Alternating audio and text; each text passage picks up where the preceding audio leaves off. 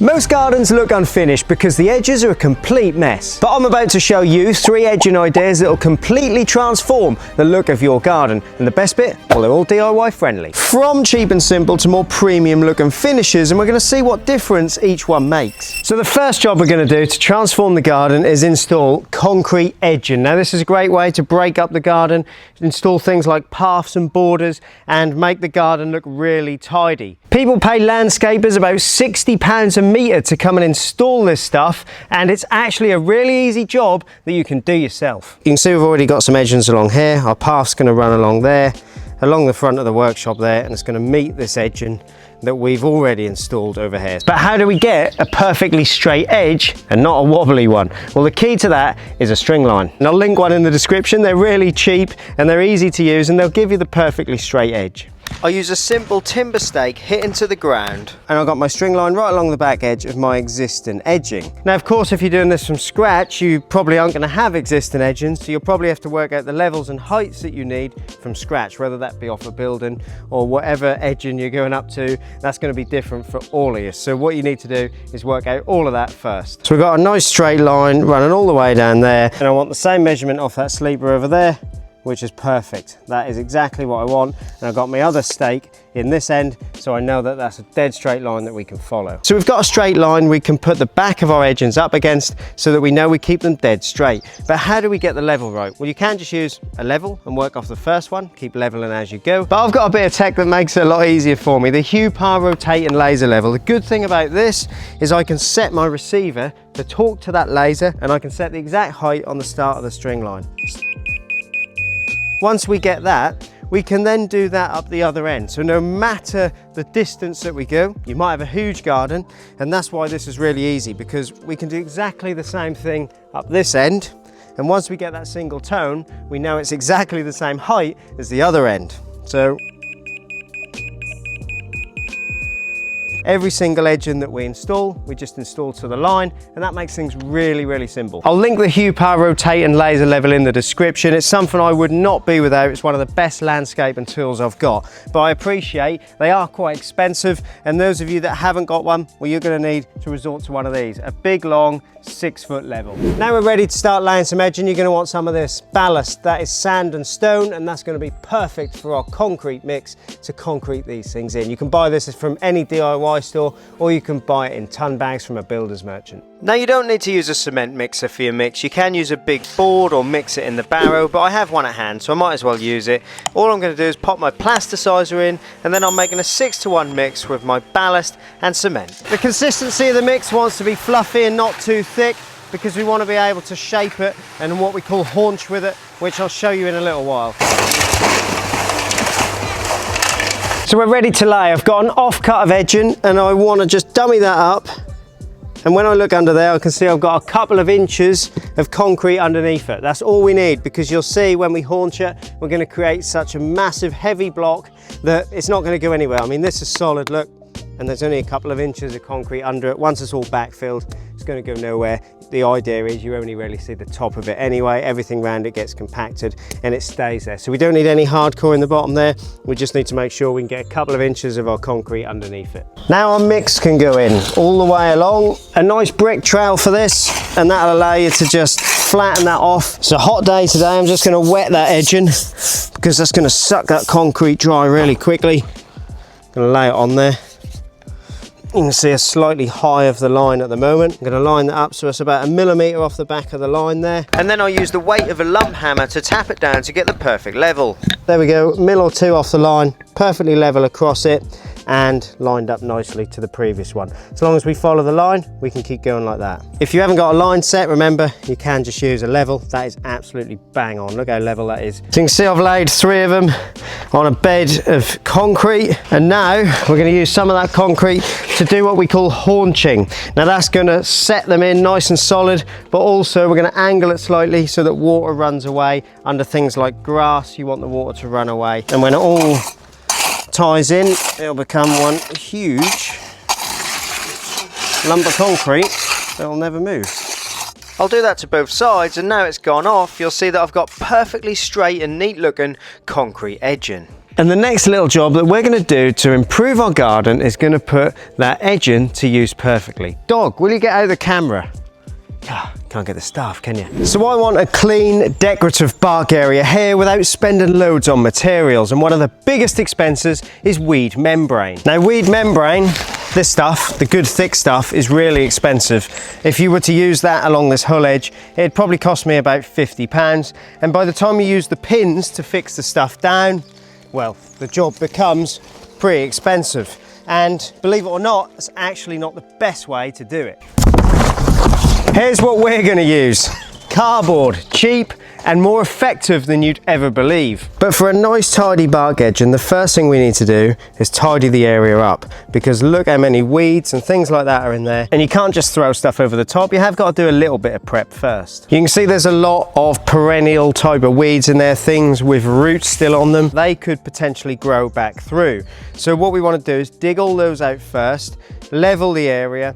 The soft weeds, things like the grasses and that kind of thing, they'll die with the cardboard when they've got no light, so they will actually die down. But it's the big stuff, we want to get that out before we lay anything in there. So we're now going to lay our cardboard, but why not weed membrane? Well, weed membrane, of course, is permeable, right? Water's designed to get through, moisture gets through it, that kind of thing.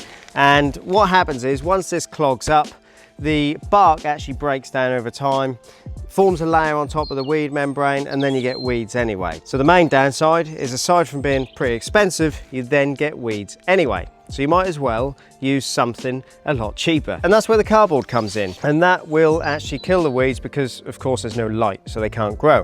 Then what happens, it breaks down, it improves the soil quality, and the bark then takes over the job, but you've got to have the right thickness, I'll show you that in a minute, of stopping the weeds from growing. It's a much more natural, simple and cheap way of getting a perfect edging. And you know what the best bit is? Well, it's free. So we've split our cardboard boxes down, we've got some big, some small ones, and we're going to lay them in. Make sure you cover all the soil underneath, because you want to kill anything underneath, and you want to overlap it a little bit as well, just to make sure that you are getting good coverage, because the next step, when we trample it down, of course it's going to move a little bit. So we'll lay a load of cardboard in, do a section at a time, then I'll show you the next step. Once you've got good coverage with your cardboard, you want to wet it and get it really soaking wet, because that'll help it to break down easier, give it a good start, and also it's going to help us when we want to trample it into shape so we can get our bark on top. You'll probably want to do this wet and bit a few times, especially if it's quite a warm day, because it's going to dry out. And now I'm walking back and forth over the cardboard to trample it into the ground. And this is the bit that's going to take the shape of what's underneath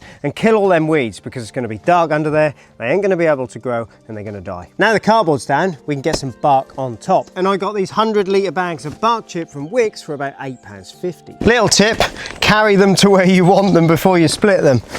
But they are bloomin' heavy.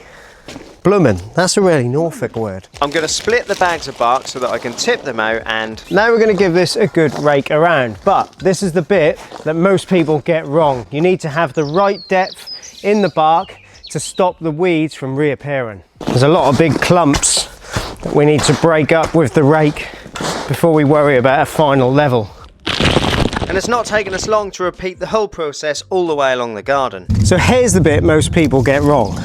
Depth. Grab a tape measure and just measure your depth. So I've got 90 mil just there.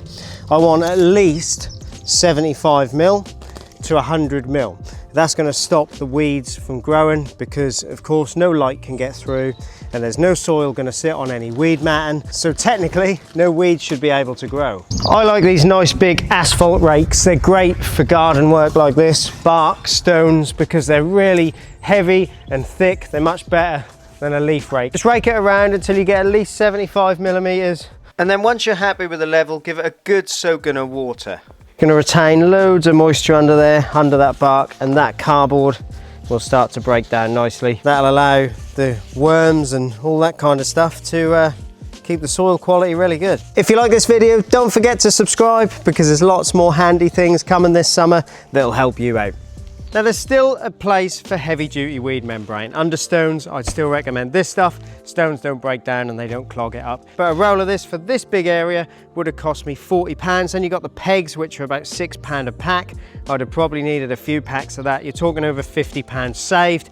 just by using the cardboard. So we'll get rid of that, but look at that. I'm pleased with that result. It's tidied this area up. That's a massive area and it's only taken me an hour and a half to get it all looking really nice. Now I'll have to make sure that every year I do a little top up. Bark does break down. You can't rely on it to stay like that forever. So are you going to stick with weed membrane or are you going to give this cheap cardboard method a go? Let me know down in the comments. Now your other option is this stuff. Decorative gravel or stone. This is called black ice. Now it looks amazing when it's in. It's actually a really premium finish, but the downside of it, it's really expensive. A ton bag of this cost me about, I think it was about £160, but it is going to look nice and we're going to show you how to lay this. Our patio is going to slope away from the house, but it'll still help with any drainage along the front of the house. And we have calculated that we're going to finish it 150 millimeters below the damp course. So if you are going along a building front, you want to be about 150 mil below the damp course of the bricks. But the first thing we need to do is get the mat that we didn't use for the bark and put it in there, because we're not going to use cardboard in there. Stone doesn't break down, it won't clog the mat up, it'll be perfect to cut to shape for that little area there. The best way I find to do this is to use a sharp pair of scissors and follow the lines on the mat, and so that you get a nice square cut and don't run off lines. Right, now we're going to lay the weed matting down in the edging, covering any soil thoroughly. If you want to, you can save money here again. Use rocks to weigh it down if you're doing a big area so it doesn't blow away. Or you can buy the pegs that I linked on the bark bit. I'll link them in the description. You can hit them in to keep it in place, but that's the more expensive option. Black ice looks so good because it's made up from black basalt and white and grey coloured stone to give it that nice effect. I want the stone to come right to the top of my concrete edging, so I finish off the level by hand to make sure it looks perfect. So it's starting to look really tidy with the concrete edging, which we've put all the way around the garden. The thing you'll find is when you lay black ice, it always looks really dusty and you don't get the true colour. So to get an instant effect, I like to spray it with water to rinse all the dust off. Now you can see the dust is gone, all the different colours of stone have come to the surface, and you get that nice black ice effect. So that is looking really smart, as is my bark edging. Now this was done 3 weeks before this bit was filmed, and as you can see, there's no weeds and it's looking really, really nice. So there's 3 options for you how you can transform your garden, and each one of them is pretty easy to do. The edging is probably the first place you want to start because that gives you them clean lines, and then you can fill it with stone or bark, or in our case we're about to lay a nice new patio. So honestly, edging is probably one of the easiest ways you can transform the look of your garden. Let me know down below in the comments which one you're going to use, and click on one of these videos to learn more about outdoor projects. And I'll see you in the next one.